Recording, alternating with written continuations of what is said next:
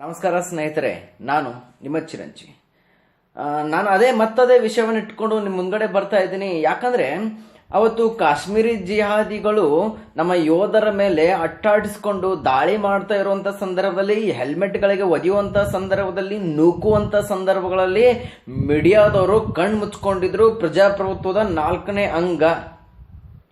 ಅದೇ ಇಲ್ಲಿ ಯಾರೋ ಪ್ರಥಮ ಆತ್ಮಹತ್ಯೆ ಮಾಡ್ಕೊಂಡ, ಹುಚ್ಚ ವೆಂಕಟ್ ಇನ್ನೇನೋ ಮಾಡ್ಕೊಂಡ, ಅಲ್ಲೇನೋ ಆಕ್ಸಿಡೆಂಟ್ ಆಯ್ತು, ಇಲ್ಲೇನೋ ಸಿಕ್ತು, ಅಲ್ಲೇನೋ ಸಿಕ್ತು, ಅದಷ್ಟೆಲ್ಲ ವೈಭವೀಕರಿಸಿ ಜನರಿಗೋಸ್ಕರ ಏನೈತಿ ಮಂಕಬೂದಿಯನ್ನು ಎರಚಿ TRPಗೋಸ್ಕರ ನೀವೆಲ್ಲರೂ ಬಡದಾಡ್ತಾ ಇದ್ದೀರಿ ಅಂತೇಳಿ ಜಗಜ್ಜಾಹೀರು. ಅದರಲ್ಲಿ ನಿರ್ಣಯ ಮಾತಿಲ್ಲ.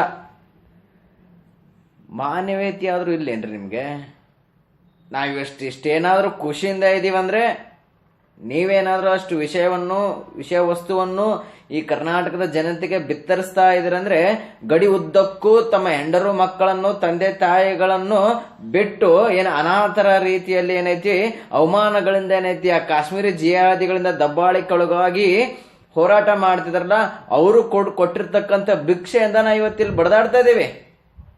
ಅದನ್ನ ಬಿಟ್ಟು ಏನ್ರಿ ನೀವು ಸೈನಿಕರು ಒಂದು ಮೀಡಿಯಾ ಒಂದು ಚಾನಲ್ನಲ್ಲಿ ಬಂತು, ಯೋಧರು ಅಮಾಯಕರ ಮೇಲೆ ದಬ್ಬಾಳಿಕೆ ಮಾಡ್ತಾ ಇದ್ದಾರೆ.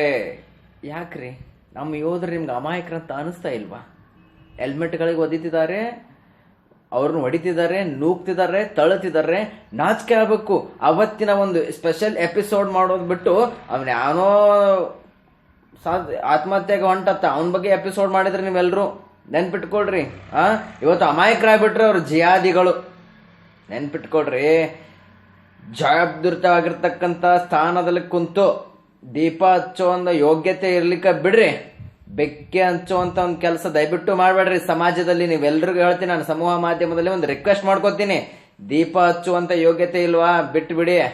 ಅದನ್ನ ಬಿಟ್ಟು ಬೆಂಕಿ ಹಚ್ಚುವಂತ ಒಂದು ಕೆಲಸ ದಯವಿಟ್ಟು ಸಮಾಜದ ಕೋಮಗಲಭೆಗಳನ್ನ ಎಬ್ಸಕ್ ಟ್ರೈ ಮಾಡಬೇಡ್ರಿ. ಆ ಯೋಧರ ಬಗ್ಗೆ ಎಪಿಸೋಡ್ಗಳನ್ನು ಮಾಡೋದ್ ಬಿಟ್ಟು ಯೋಧರು ಅಮಾಯಕರ ಮೇಲೆ ದಬ್ಬಾಳಿಕೆ ಮಾಡ್ತಿದಾರ ಅಂತ ಹೇಳ್ತಿದ್ರಿ. ಎಷ್ಟು ಸರಿ ಇದು? ಎಷ್ಟೋ ತಾಯಂದಿರು ಮಕ್ಕಳನ್ನು ಕಳ್ಕೊಂಡು ಅನಾಥರಾಗಿದ್ದಾರೆ. ಎಷ್ಟೋ ಹೆಂಡತಿಯರು ಗಂಡನನ್ನು ಕಳ್ಕೊಂಡು ವಿಧವೆಗಳಾಗಿದ್ದಾರೆ. ಮಕ್ಕಳು ತಂದೆಯನ್ನು ಕಳ್ಕೊಂಡು ಅನಾಥರಾಗಿ ಬದುಕ್ತಾ ಇದ್ದಾರೆ. ಯಾರು ನಿಮ್ಗೆ ಅಮಾಯಕರು ಅನ್ನಿಸ್ತಾ ಇಲ್ಲ. ಜಿಹಾದಿಗಳ ಮೇಲೆ ಒಂದ್ 2 ಡೇಟ ಬಿಟ್ಟು ಕೂಡಲೇ ಅಮಾಯಕತನ ನಿಮ್ಗೆ ಕಂಡು ಬರ್ತಾ ಇದೆ ಮೀಡಿಯಾದವ್ರಿಗೆ. ಏನ್ ಮಾತಾಡ್ತಿದೀವಿ, ಏನ್ ತೋರಿಸ್ತಿದೀವಿ ಅನ್ನೋ ಒಂದು ಪ್ರಜ್ಞೆ ಇರಬೇಕು. ಪ್ರಜ್ಞೆ ಇದ್ದ ಮೇಲೆ ನೀವು ಮಾತಾಡೋದನ್ನ ಕಲೀರಿ. ಯಾಕೆ ನಾನು ಇದನ್ನ ಮಾತು ಹೇಳ್ತೀನಿ ಅಂದ್ರೆ, ನಿಮ್ ಟೈಟಲ್ಗಳದಾವ್ ನೇರ ದಿಟ್ಟ ನಿರಂತರ ಉತ್ತಮ ಸಮಾಜಕ್ಕಾಗಿ ಹಂಗೆ ಹಿಂಗಂತಿದ. ಬಿಡ್ರಿ, ಸೈನಿಕರ ಬೆನ್ನೆಲುಬಾಗಿ ನಿಲ್ರಿ. ಇಡೀ ಜಗತ್ತು ಭಾರತ ದೇಶದ ಒಂದು ಸೈನ್ಯಕ್ಕೆ ಎದುರ್ತೈತಿ ಅಂದ್ರೆ ಯಾಕೆ ಗೊತ್ತೇನು?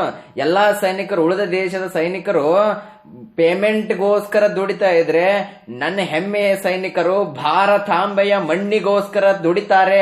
ಅಭಿಮಾನ ಇದೆ ನಮ್ಗೆ ಸೈನಿಕರ ಬಗ್ಗೆ. ಎಷ್ಟೋ ನನ್ನ ಸ್ನೇಹಿತರು ಆರ್ಮಿಯಲ್ಲಿ ಹೋಗಿದ್ದಾರೆ. ಹೆಮ್ಮೆ ಅನಿಸುತ್ತೆ ನನಗೆ ಯಾಕಂತ ಅವಕಾಶ, ದೇಶಕ್ಕೋಸ್ಕರ ಪ್ರಾಣವನ್ನ ರಕ್ತವನ್ನ ಕೊಡುವಂತ ಅವಕಾಶ ಸಿಗಲಿಲ್ಲ ಅಂತ ನನಗೆ ನೋವಾಗ್ತದೆ.